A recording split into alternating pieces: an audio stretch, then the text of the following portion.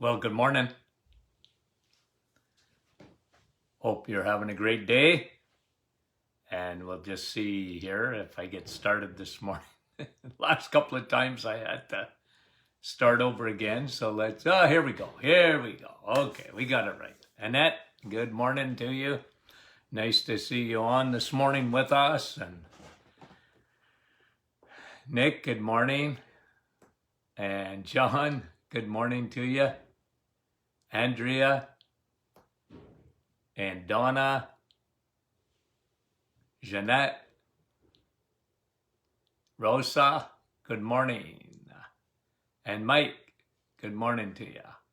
Jerry, go Habs, go. Nellie and Wendy, good morning. Barb, how are you? Great to have you guys on. We appreciate it big time.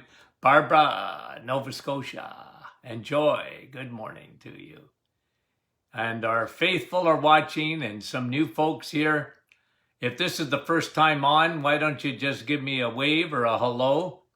Hello, Joss and Susan from Florida. We appreciate it. Diane from Ottawa. Micheline, good morning. Bon lundi. C'est vrai. Okay. Kim, good morning. Back in Canada. Another Kim.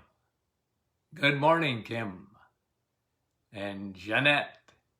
Andrea. Okay, I'm going to get going here and I'll come and say hello. Deb, good morning to you. Zian, bonjour. Good to have you on, Di. And Connie and Pam from Wheatley. You guys are great. Thanks again. And Leela from Verner. Verner's beautiful. Vicky. Sharon. Great to have you guys on if this is their first time on. Susan from Pittsburgh. Go Steelers, go. I'm a big Steeler fan. Okay. Okay, guys, great. Tina, good morning to you. Again, you guys might be first time. Jane, how are you? Okay, let's get going. I want to talk to you today about a study that came out of the University of Leeds in the United Kingdom. And it was on red meat and dementia. Now, this was an observational study, okay, over 10 years. They followed 500,000 people. And here's the headline. Dementia decreased by 50% in people who regularly ate red meat. So between 2 and 3 times a week, they eat red meat. According to this study, the risk of dementia is down by 50% compared to those who didn't eat red meat or very little of it or none at all, which is a big part of the population, surprisingly. And, you know, the last few sessions, we've talked about, I've been using a statement, don't be confused. Okay, don't be confused. Why are people so confused? Well, because there is so much bad information out there, and even continues today. I thank God for the internet. I really like people, you know, being very interested in their health. Obviously, with this program on a daily basis, we talk about health, and I'm just trying to provide information. You've got gray matter between your ears, and it's up to you to make those decisions. But why are people so confused? Because generally, you know, the world gets it wrong. Generally. Okay? The world gets it wrong, especially in the area of nutrition and health. I've been telling you this for so many years. Cholesterol is not the boogeyman. The sun is not the boogeyman. It's not. You know? And red meat is not the boogeyman. It's not. You know, there's so much confusion because people are saying that stuff isn't good for you. You know? And so there is a lot of confusion, but don't be confused. Don't be confused. Because, you know, we looked at in the last week or so, we looked at high levels of iron, which is a huge problem today, and low levels of iron, which is a real big problem today. Okay? And hemochromatosis is too much iron. And a lot of people are getting that, and the first thing a doctor will say generally is, you know, quit eating red meat, you're getting too much iron. Well, they got the idea of red meat and iron right. They got that right because the only place to get heme iron, Heme, is in red meat. So they got that right. But the problem isn't because you're eating too much red meat. The problem lies, and we've talked about this, so I'm not going to go into a lot of detail, but the problem lies in the liver.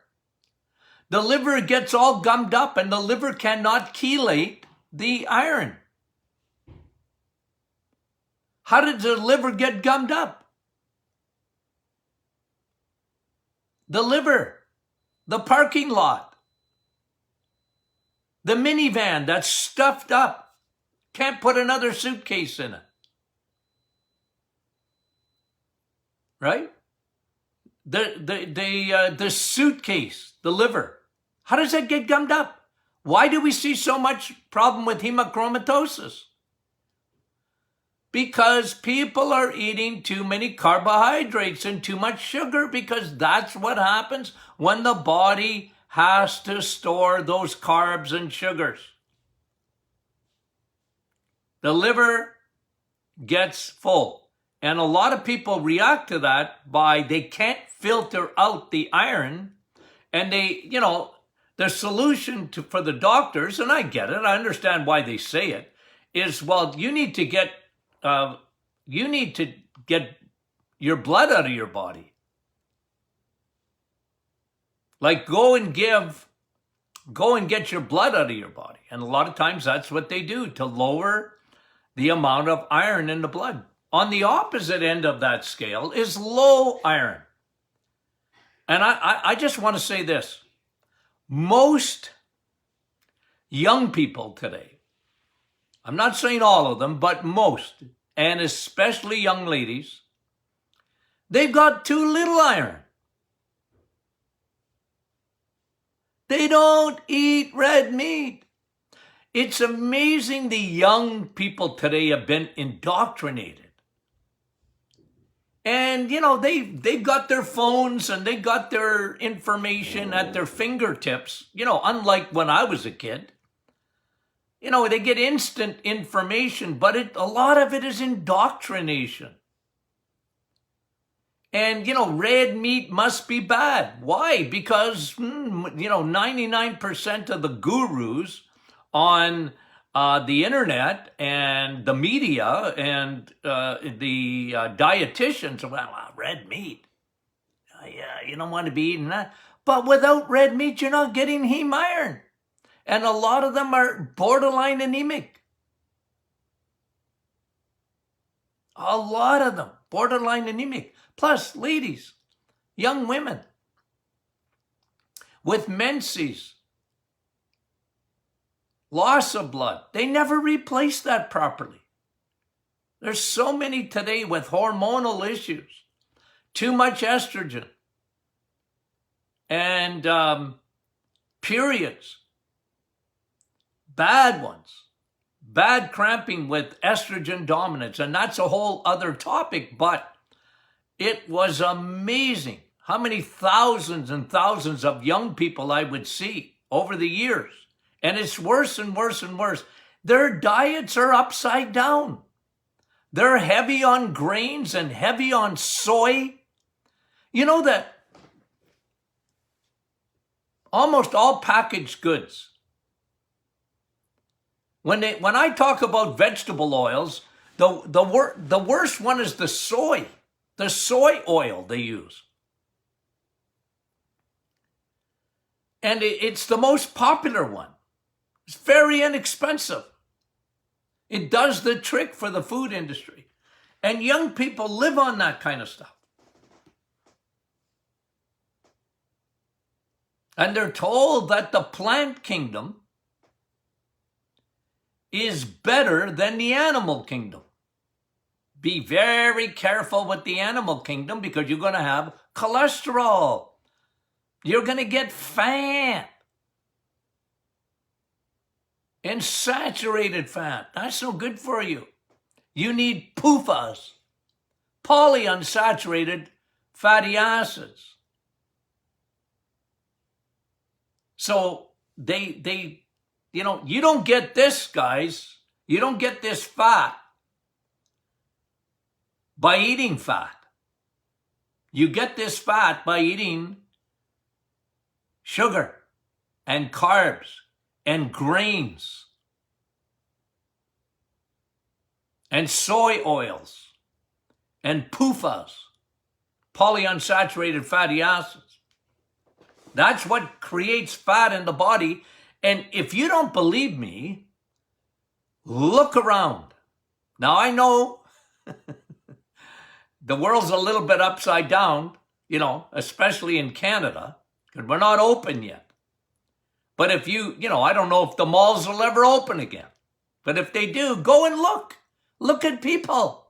One of the unintended consequences of a lockdown,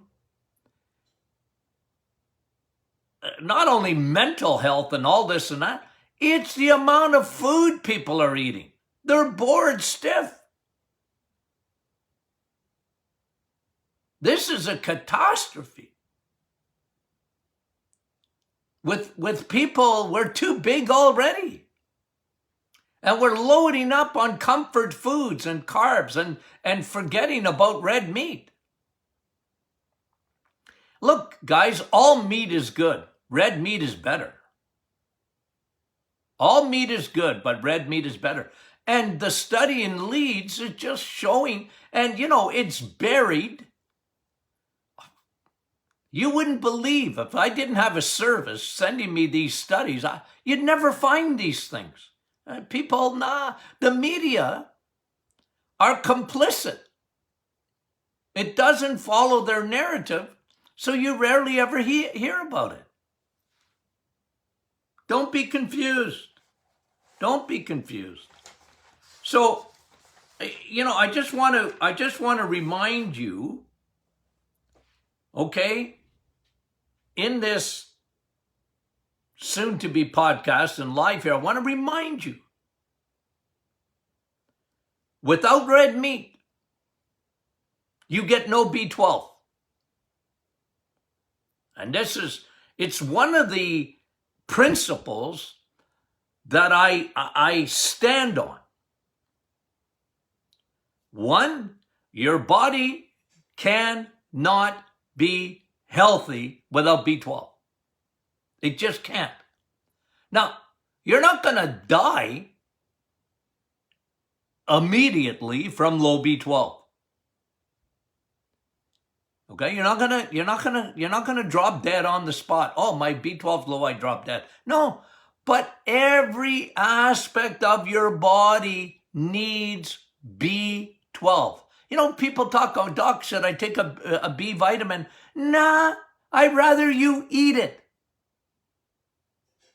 All you have to do to get B complex, all of them, but especially B12, is to eat red meat.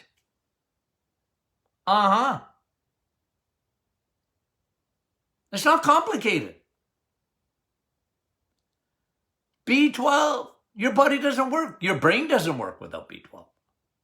Your nerves, the nervous system doesn't work without B12. Your digestive system needs B12. And your digestive system needs to be good in order for you to get B12. It's a finicky vitamin. B12 has a large molecular structure. I always tell people that. You know, B12 is a large structure and it's finicky. You have to make sure that you have optimum levels of B12 for your body to function properly. One of the biggest things in dementia, in brain and cognitive is the importance of vitamin B12. You're rarely ever going to hear it because B12 used to be, I've told you this many times, B12 used to be very, very, very, very important to doctors. What happened? I mean it. B12 used to be very important. You're tired, you need B12. They give you a shot without even looking at you. A B12 shot. My wife is a nurse. She gave a lot of B12 shots. Lots of B12 shots. And today, your B12's normal. Hey, guys, that blood test is 100 years old. Put it to bed. And without B12, you even your nitric oxide, which is so good for your blood vessels and your immune system and this and that, you need B12. So if you don't eat red meat, you better be taking the supplement of B12. And it has to be methylcobalamin, and it has to be dissolvable. And they've proven that's even better than taking a shot. Why? Because you take it every day. I'm not against B12 shots. But now, it was the only way of getting B12 at one time other than eating steak. Okay? Heme iron, B12. Let me give you another one. Zinc. Zinc got a lot of ink. Zinc got a lot of ink. I like that. Hey, you don't even hear about it anymore, but remember, if you go back a year ago or so, they were talking about zinc, how important it was in the fight of the virus to your immune system. And how do you get zinc? In the plant kingdom or the animal kingdom? Waiting. Animal kingdom. There's not enough zinc in the plants for mice to survive on. Zinc, they found out especially, it's wasn't news to me, but I'm not, do you ever hear me talking about taking a supplement of zinc? I mean, you could, but I want you to eat zinc. When you have a steak, think about this. You're getting your B12. Check. You're getting your heme iron. Check. You're getting zinc. Check. Zinc's important. A lot of things I don't even talk about as supplements because I would rather you eat them. But when you eat a steak, a lot of people eat steak, and you know me, that's vitamin S. A lot of people eat it, and they feel guilty almost. They see it on a barbecue and, that's a heart attack waiting to happen, even though it tastes so good. True or false? They almost feel guilty. You see the indoctrination that's taken place? Folks, that's insanity. If I get a vegetarian or a vegan, and there's a lot of plant doctors. They're plant doctors, I call them. Why do I call them plant doctors? Because they believe the plant kingdom is better than the animal kingdom in terms of your health. And I call them on it every time. How can that be true? It can't be true. When all of your important vitamins, your important minerals like zinc, is found in the animal kingdom, mostly. I'm not dismissing the plant kingdom. I don't dismiss it. But we got it upside down. And it bothers me because this is just, when the University of Leeds comes out and says, well, 50% decrease in dementia, do you think that surprised me? No, because dementia, guys, is generally the United Kingdom, number one killer over there is what? Alzheimer's. They're carboholics. They're carboholics, but so are we. These are modern day phenomenons because people have gotten away from eating the animal kingdom, or just not enough of it. How can your body survive properly? How can your immune system function properly without zinc? And zinc does a lot of other things. It even helps with your blood sugars. But zinc, people think of zinc and they go immunity. Yes, because it's true. It's true. And by the way, just a reminder, I talked to you about this a long time ago. You know what drives zinc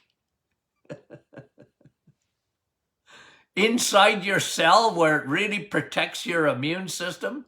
You know what drives it inside? Did you have your coffee this morning? Did you have your real vitamin C? Yeah, coffee! It drives zinc inside your cell, your cells. Isn't that exciting? Why? Somebody said, what about tea, Doc? I said, well, why would you drink tea when you can have a coffee? Now, look, if you like tea, good for you, but it doesn't have what coffee has. I'm sorry. Vitamin K2. We're gonna spend a session again on vitamin K2. A new study came out on vitamin K2. Okay? But we'll spend a session on it. CoQ10. Heart. You guys know this about CoQ10, don't you? Right? CoQ10 is specific for mitochondria, especially in muscle cells. So you need CoQ10. Your body makes CoQ10 when, listen, your body makes CoQ10 when you eat red meat. Why is it the boogeyman? Why do we have a meatless craze? You know what I call it? A meatless craziness. That's what I call it. It's not a meatless, because they're, Bill Gates and others, we're inventing these meats with all soy. I wouldn't give that to my dog. I don't think a dog would eat it. A dog knows better. It needs meat. Right? Yeah. And you got L-carnitine, L-arginine. The reason I bring up these two, because you can't even have a healthy heart not only CoQ10, but you can't have a healthy heart without L-arginine, R9, and L-carnitine. Really good for your blood vessels. Nitric oxide. These are amino acids found in the animal kingdom, and more specifically in red meat. Don't be confused. Don't be confused. Every day of your life, if you do reading or you follow certain people online or whatever, you are going to hear the opposite of what I just said. Because red meat is associated with cancer. Red meat is associated with heart disease. And it's just the opposite. I'm going to tell you another thing you don't get. Unless you eat fish, you don't get omega-3. You know what the problem in the world is today? One of the biggest problems is the amount of omega-6 people. Because again, soy, canola, peanut oil, I like peanut butter. Don't tell anybody. I do. But I know it's omega-6. It's not omega-3. But you see, I have fish every day. I have steak. Steak has more omega-3 than fish does. And guess what? This is so important when it comes to omega-3, guys. Okay? Though the fatty acid that is the best for your heart, your brain, is what? DHA. DHA, I like EPA too, but DHA and EPA are found in the animal kingdom. Okay? You can get omega-3 even in plants. You can.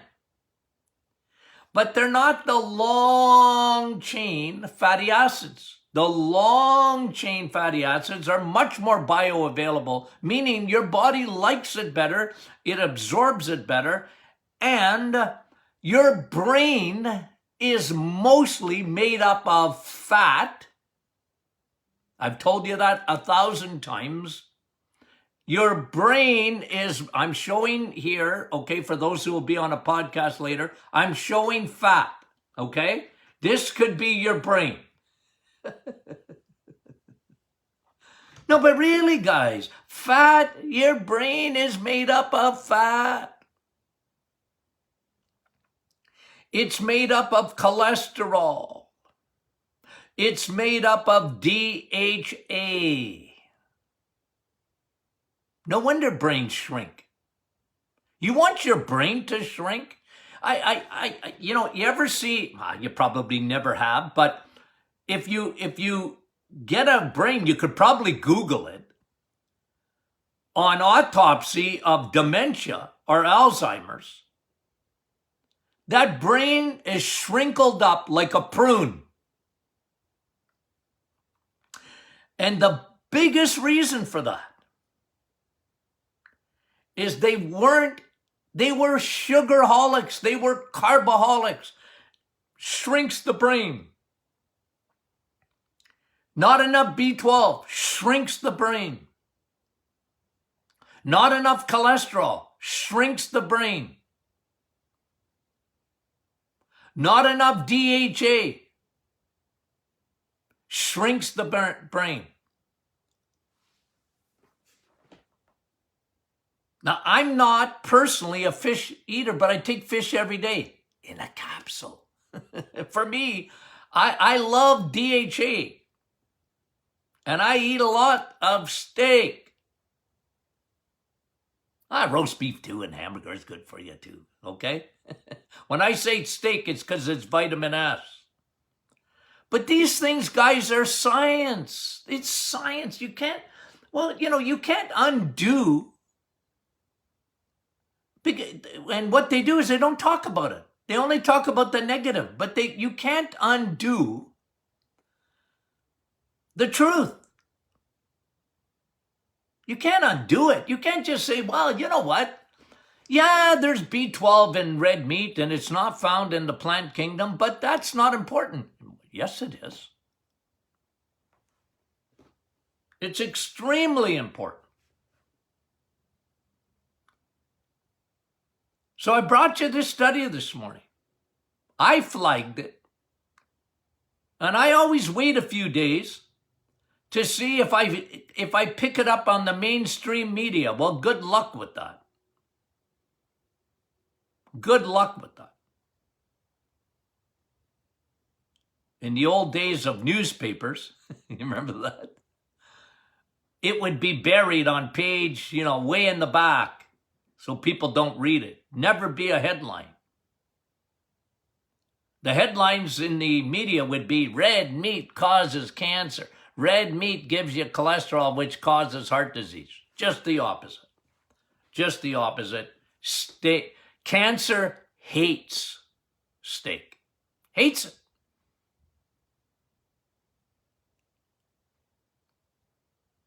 Hates it.